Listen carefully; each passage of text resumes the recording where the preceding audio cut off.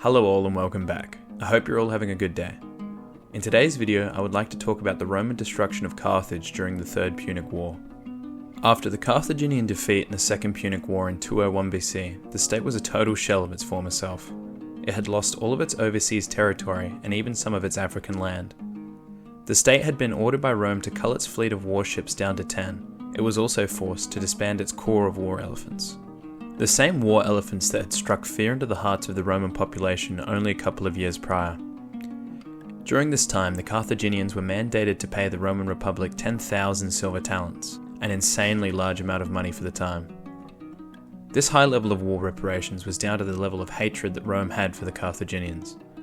These people, led by Hannibal, had marched onto the Italian peninsula and killed or captured over 100,000 Roman soldiers, a mind-boggling amount of death for an ancient conflict.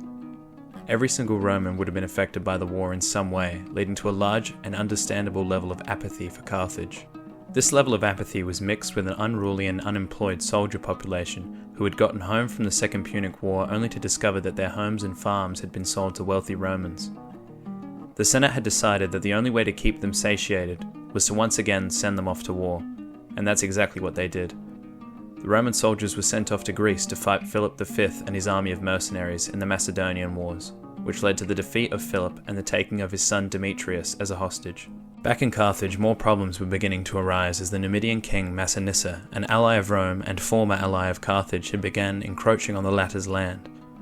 Normally Carthage would counterattack the Numidians with a force of their own. However, as part of the reparations, Carthage was not allowed to wage war outside of Africa and had to ask for permission to wage war within the continent. The issue here is that Rome was not interested in giving Carthage said permission due to their affiliation with Massinissa and their disdain for Carthage.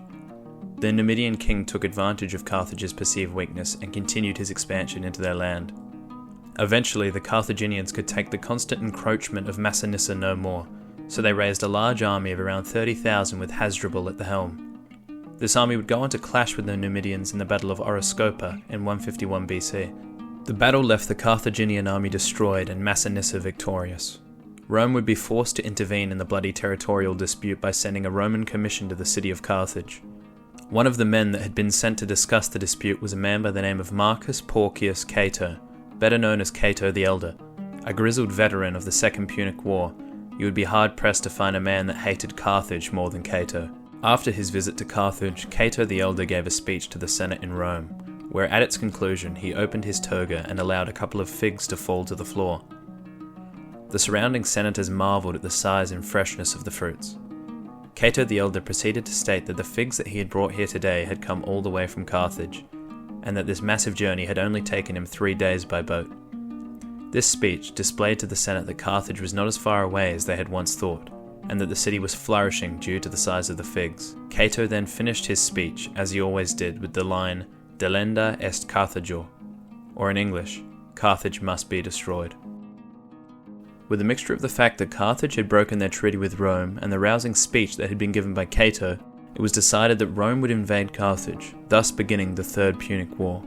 The Roman fleet set out and arrived in North Africa in 149 BC. The Romans had landed specifically in Utica, a city which had wisely defected to Rome. The Roman army that arrived in Utica was 80,000 men strong with an additional 4,000 cavalry.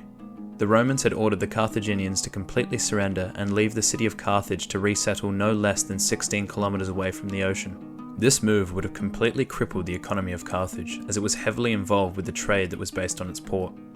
The Carthaginians had no choice but to revolt against the Roman invaders and thus recalled all of their troops to the city. The original Roman assaults on the city were proving to be unsuccessful, as the Carthaginian defences were too great. The city was also able to receive supplies via their port. The defences, plus the successful destruction of Roman siege machines by the Carthaginian army, had dashed the Romans' hopes of a quick and decisive victory. The responsibility of the siege was given to a young Roman officer by the name of Scipio Aemilianus, the adoptive grandson of Scipio Africanus, the great general who had defeated Carthage in the Second Punic War.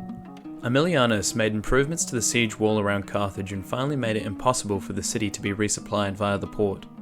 The Carthaginian navy tried multiple times to break out of the besieged city, but on both occasions they failed and were pushed back.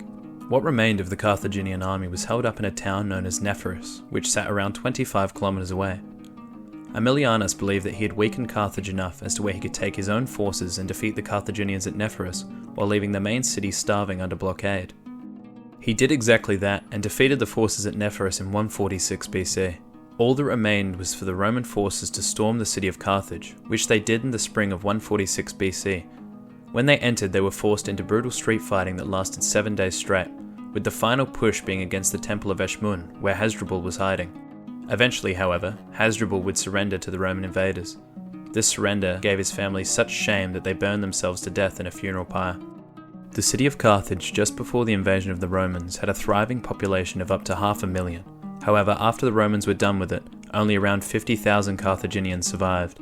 And of that 50,000, all were taken into slavery. It is said that as the Roman soldiers left the city, they sowed salt into the soil so that no life would ever grow again in Carthage. That brings us to the end of our dive into the Third Punic War. I hope that you learnt something new, and I'm excited to see you in the next one. Bye for now.